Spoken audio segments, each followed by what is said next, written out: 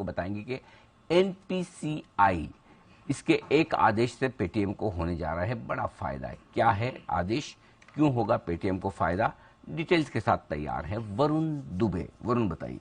Anil ji, basically अगर आप देखेंगे तो इंटर ऑपरेटेबिलिटी के जो गाइडलाइंस है वो एनपीसीआई ने जारी की और बेसिकली इसमें जो इंटरचेंज फीस है, चार्ज है, वो यहाँ पे लागू किया गया है और उसके बाद जो है राह जो है पेटीएम जैसे वॉलेट्स जो है उनके लिए काफी आसान हो जाती है। बेसिकली मैं आपको थोड़ा बैकग्राउंडर दे देता हूँ। पिछले साल आरबीआई ने कहा था कि जितने भी यूपीआई है, जितने भी प्रीपेड पेमेंट इंस्ट्रूमेंट्स है, उनके जो वॉलेट्स है उनको इंटर ऑपरेबल कर देना चाहिए यूपीआई के साथ। तब बेसिकली प्रॉब्लम ये था कि जो जैसे कि आप क्रेडिट कार्ड यूज करते तो उसमें एमडीआर चार्जेस होते हैं, लेकिन यूपीआई में कोई चार्जेस थे नहीं और उसके लिए कहीं ना कहीं इनको ये करने के लिए काफी कठिनाई आ रही थी। अब एनपीसीआई ने एक नया सर्कुलर लाया है जिसके तहत जो इंटर चार्जेबल चार्जेस है, बेसिकली जो इंटरचेंज चार्जेस है, वो यहाँ पे लागू हो जाएंगे और उसके चलते ओवरऑल अगर आप देखेंगे तो ये जो इंटर ऑपरेबिलिटी है वो काफी आसान हो जाएगी और उसी के लिए पेटीएम को फाइनल जो मंजूरी है वो मिल चुकी है। आप ये समझिएगा। अभी है क्या इंटर ऑपरेटेबिलिटी, मतलब आप किसी भी पेमेंट गेटवे से किसी भी पेमेंट गेटवे पे यहाँ पे जो पेमेंट है उसको कर सकते हैं, यानी कि कोई भी यूपीआई, कोई भी क्यूआर कोड जो है वो उस पे अब पेटीएम का जो पेमेंट वॉलेट है वो आसानी से चलेगा। उसमें कोई वापस बताओ। कोई भी यूपीआई, जैसे मेरे पास पेटीएम है, ठीक है, अब तो कोई भी यूपीआई हो, कोई भी क्यूआर कोड हो या फिर कोई भी मर्चेंट ऐप हो, उस पे आपका पेटीएम जो है वो पूरी तरह से चलेगा, पेटीएम पेमेंट वॉलेट। हाँ, अच्छा। पहले इसमें दिक्कतें थी। अब दिक्कतें क्या थी कि इनको चार्जेस लगते, जाहिर सी बात है, अगर आप किसी और का प्लेटफॉर्म यूज करेंगे तो वो इंटरचार्ज फीस जो है पहले नहीं थी, देते नहीं थे ही नहीं, मतलब रूल्स ही नहीं थे उसके लिए, कॉन्सेप्ट ही नहीं था। किस बात का पैसा, तो अब एनपीसीआई ने वो कॉन्सेप्ट लेके आया है। अच्छा, तो जाहिर सी बात है, तो अब इनके लिए आसान हो गया, तो अब ये वो करेंगे। एक्चुअली आरबीआई ने पिछले मार्च को ही कहा था, मार्च 22 में, कि आप इसको कर दीजिएगा, इंटर ऑपरेटेबिलिटी कर दीजिएगा, लेकिन इस रीजन से ये कर नहीं पा रहे थे।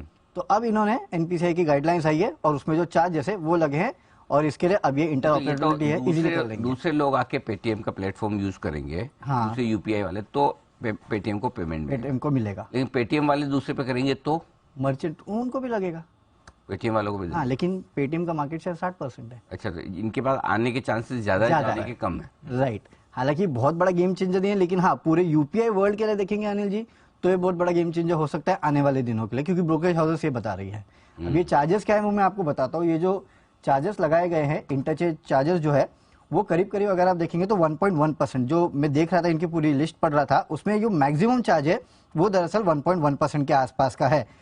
करीब 2000 के ऊपर के जो ट्रांजैक्शन रहेंगे उस पे चार्ज लगेगा और मर्चेंट्स को चार्ज लगेगा, बैंक्स को चार्ज लगेगा। याद रखिएगा, ये कस्टमर्स को चार्ज नहीं लगेगा। और अगर आप पीयर टू पीयर करते हैं, यानी कि मैं और आप अगर ट्रांजैक्शन करते हैं तो उस पर चार्ज नहीं लगेगा, लेकिन अगर मर्चेंट के साथ करते हैं तो ये चार्ज लगेगा। और 2000 के ऊपर के ट्रांजैक्शन जो है उस पर चार्ज लगेगा। 1 अप्रैल से ये लागू हो जाएगा और 30 सितंबर को इसकी फिर से समीक्षा होगी कि चार्जेस किस तरह के रहने चाहिए।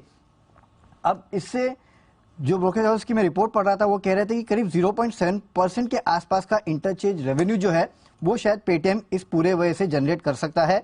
अब जाहिर सी बात है, इसमें अगर पेटीएम के वॉलेट से किया गया ट्रांजैक्शन तो पेटीएम को 15 पैसे के आसपास देना पड़ेगा, और अगर बाकी लोग पेटीएम के वॉलेट से करते हैं ट्रांजैक्शन, यानी कि दूसरे प्लेटफॉर्म वाले वॉलेट वाले, तो यहाँ पे पेटीएम को 15 पैसे के आसपास मिलेगा। और पेटीएम का जो मार्केट शेयर है वो 60% के आसपास का है। तो जाहिर सी बात है, इसके लिए लोग मान रहे हैं कि हो सकता है कि इस कंपनी को उसका फायदा मिलता हुआ दिखाई देगा। हालांकि बहुत बड़ा गेम चेंजर ये नहीं होगा पेटीएम के लिए, लेकिन हाँ, थोड़ा बहुत फायदा होगा।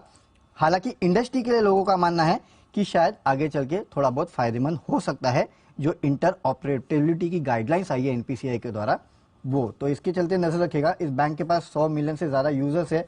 फरवरी में 165.7 करोड़ के आसपास के ट्रांजैक्शन भी इन्होंने किए थे। तो जाहिर सी बात है, इसके लिए पेटीएम फोकस में तो रहेगा ही।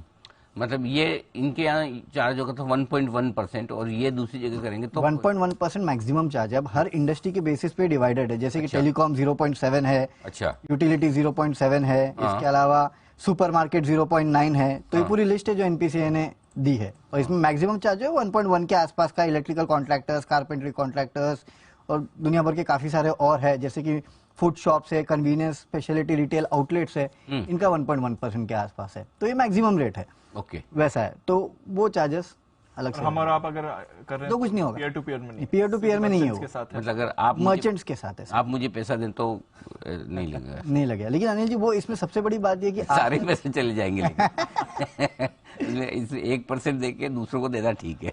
राइट। अनिल जी एक चीज है, हिस्ट्री आज तक रही है कि कभी भी मर्चेंट्स को अगर चार्ज लगा है ना तो वो सीधे कंज्यूमर पे पास ऑन हुआ है। अच्छा। अब ये होगा नहीं होगा पता नहीं, लेकिन हाँ मर्चेंट्स को ये चार्ज लगेगा। और इसमें और एक चीज है अनिल जी, अगर इस पे चार्ज लग रहा है हाँ। तो क्या एमडीआर चार्जेस हटेंगे या नहीं हटेंगे? राइट, वो भी एक सवाल उठता है ना कि शायद हो सकता है आने वाले दिनों में एमडीआर चार्जेस हटे ही ना, क्योंकि अगर यहाँ चार्ज लग रहा है तो वहाँ क्यों नहीं। करेक्ट। ढेर सारे सवाल हो गए वरुण के दिमाग में। अविनाश जी है कि जरा दिखाइए। अविनाश जी जरा राय दीजिए, आपकी ये पूरा मामला बड़ा इंटरेस्टिंग होता हुआ दिख रहा है। अब एनपीसीआई ने जो नया ऑर्डर पास किया उसमें इंटरऑपरेबिलिटी होगी यूपीआई और बाकी ये पेमेंट वॉलेट्स के बीच में। पेटीएम और इस पूरे मामले को कैसे देखते हैं सर आप? नहीं, जैसे मैंने पहले कहा कि देखिए पेटीएम के लिए काफी अच्छी और बड़ी अपॉर्चुनिटी है, क्योंकि इनका मार्केट शेयर करीबन 50-60% है। और सबसे बड़ी बात अभी काफी समय से क्लैरिटी आई है कि मर्चेंट का जो भी पेमेंट होगा इसमें अगर पेटीएम का वॉलेट यूज किया जाता है तो इनको डेफिनेटली वो सर्विस चार्ज मिलेगा। रही बात अगर एमडीआर के चार्जेस, जैसे वरुण ने कहा कि वो अगर हट जाते हैं तो मेरे ख्याल से काफी ऐसी क्रेडिट कार्ड कंपनीज है जिनको डेफिनेटली इसका फायदा होना चाहिए। तो मुझे लग रहा है कि देखिए पेटीएम तो बेनिफिट करेगा ही, बट आपको क्रेडिट कार्ड की कंपनी जैसे एसबीआई कार्ड है इसके ऊपर भी नजर रखनी चाहिए, क्योंकि हो सकता है कि ये रेगुलेशन से इनके लिए भी थोड़ी सी बेनिफिट हो सके। और काफी समय से ये कार्ड कंपनीज ये मांग कर रही थी। तो ये तो लिस्टेड प्लेस है, अनलिस्टेड में तो काफी ऐसे बैंकों के क्रेडिट कार्ड के ऑपरेशंस है।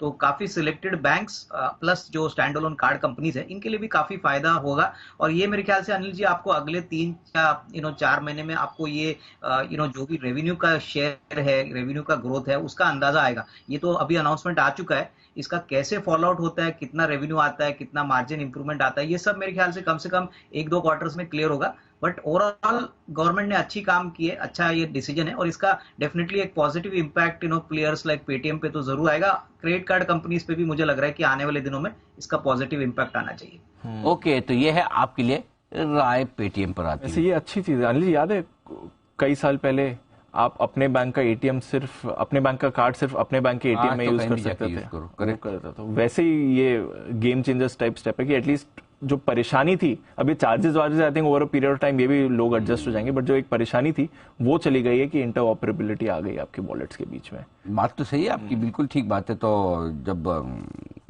एटीएम कार्ड आप कहीं भी यूज कर सकते हो तो ये क्यों नहीं? ये क्यों नहीं? लिमिटेशंस और लिमिट्स आप लगा सकते हैं, उसमें कोई हर्ज